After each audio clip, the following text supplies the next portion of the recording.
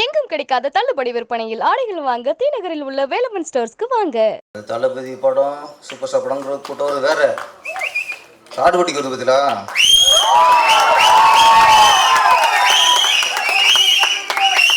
அதெல்லாம் ரசிகர் கூட்டம். இது உணர்வுபூர்வ கூட்டம். இந்த படத்தின் இயக்குனர் சோலை ஆறுமுகம்.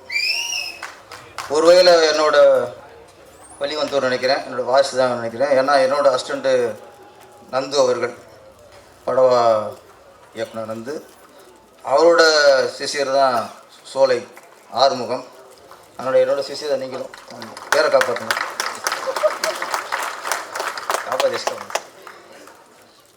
ரொம்ப கவர்மெண்ட் ஆள். டைட்டில் காட்டுன்னு வச்சுட்டு இவர் சோலைன்னு வச்சுட்டார். ஈக்குவல் பண்ணுறாராம். அது காடு வெட்டி இவர் சோலை ஆறுமுகம். பேரண்ட்ஸ் ஆயிடுச்சா? Okay okay. நடிகர் பிரசாந்தோட அப்பா தியாகராஜன், அவர் ஆரம்பத்தில் இல்லடத்தில் நடிச்சிட்டு இருந்தார். மலையூர் மம்பட்டியான்னு ஒரு படம் மிகப்பெரிய ஹிட், அவர் கதை நடித்தார். அந்த படத்துக்கு அப்புறம் அவர் மிகப்பெரிய ஹீரோ ஆயிட்டார். அதுக்கப்புறம் நெப்போலியன், அவரும் ஆரம்ப காலகட்டத்தில் வில்லனாக நடிச்சிருந்தார். சீவலப்பெரு பாண்டி,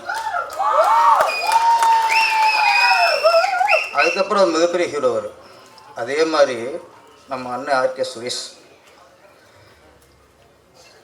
நிறைய படம் வில்லனாக நடிச்சிருந்தார். இப்போ காடு வெட்டியில் கதாநாயகன். எப்படி மலையூர் மட்டையனுக்கு அப்புறம் தியாகராஜன் பெரிய ஹீரோவோ, சீவலூர் பாண்டிக்கு அப்புறம் எப்படி நெப்போலியன் பெரிய ஹீரோவோ, இந்த காடு வெட்டிக்கு அப்புறம் மிகப்பெரிய ஹீரோ. என்னை பற்றி இந்த மாதிரி ஆட்கள் தான் ஒரு மார்க்கெட் உள்ள ஹீரோ வரணும். அப்படி வரும்போது தான் இந்த மாதிரி கதைகள் வரும்.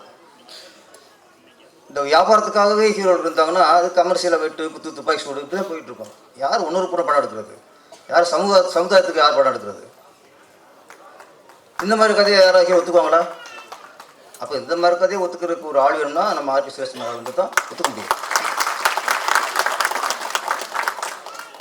இந்த மாதிரி படங்கள் இந்த காடு வெற்றி அடைய வேண்டும், வெற்றி அடைஞ்சே ஆக வேண்டும்.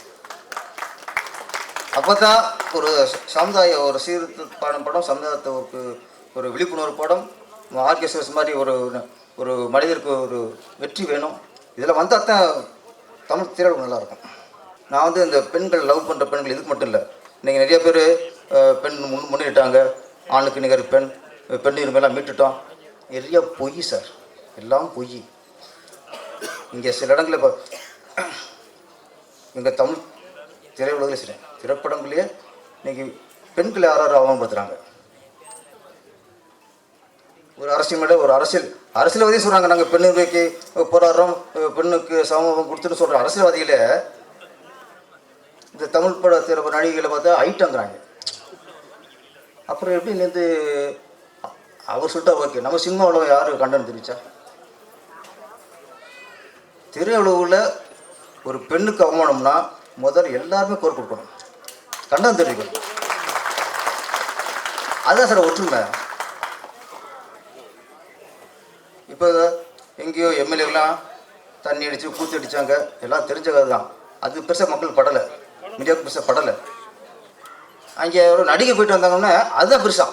நடிகை போச்சா போகலையா, ரூபா வாங்கிச்சா வாங்கலையா, எனக்கு கேட்டுட்டு உலகம். மக்கள் பிரதிநிதி, மக்கள் ஓட்டு போட்டு சட்டசபைக்கு அனுப்பியிருக்காங்க, கோட்டைக்கு அனுப்பியிருக்காங்க. அவங்க குடிச்சிட்டு கூத்தல் கும்பல் அடிச்சிருக்காங்க, அது தப்பு யாரும் படலை.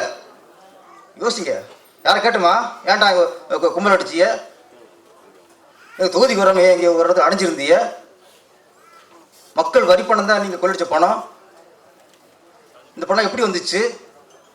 இதை கேட்குறதுக்கு வக்கு இல்லை. யாரோ சொல்லிட்டாரோ ஒரு அரசியல்வாதி நடிகையை போட்டு வந்துட்டு அது போனது உண்மையா நிஜமா எவ்வளோ பணம், இதில் ஆர்வம் காட்டுறோம். அப்போ என்ன, அப்புறம் ஒரு பொண்ணு ஆகணும்னா அதுக்கு விற்கிறது கொடுத்துரும். திருப்பி கேட்கணும், அவங்க போனாங்களா போகலாம் பிரச்சனை இல்லை, நீ ஏன் கூத்தடிச்ச, நீ ஏன் இங்கே தண்ணிச்சு ஆட்டம் போட்ட, திருப்பி கேட்கணும் சார். வழக்கு போட்டோம். மக்கள் பிரதிநிதி தானாங்க, மக்கள் பிரதியாக எந்த அடிப்படை மக்கள் கேள்வி கேட்கலாம். அதனால் இந்த மாதிரி படங்கள் எப்படி காதல் வயப்புற பொண்ணுக்கு முக்கியத்துவம் கொடுக்குற படமோ அதே மாதிரி எந்த ஒரு நடிகையாக இருக்கட்டும், சாதாரண விவசாய பொண்ணாக இருக்கட்டும், எல்லாருக்கும் ஒரு பாதுகாப்பு வேணும். யார் யாரும் அசிங்கப்படுத்தக்கூடாத ஒரு சூழ்நிலை வரணும். இப்போ காடு வெட்டி மிகப்பெரிய வெற்றி அடைய வேண்டும். இயக்குனர் அடுத்து நிறைய படங்கள் உடனே படம் கமிட் ஆகி நீங்கள் டக்குன்னு வேறு மாதிரி மாறிடாமல் இதே மாதிரி மக்களுக்கு கருத்து ஒரு படமாக எடுங்க. இந்த புரிசுக்கு பெரிய லாபம் கிடைச்சி இதே மாதிரி ஒரு படத்தை தொடர்ந்து எடுக்கணும். இந்த டீமுக்கு எனக்கு நன்றியை தெரிஞ்சுக்கிறேன். நன்றி, வணக்கம்.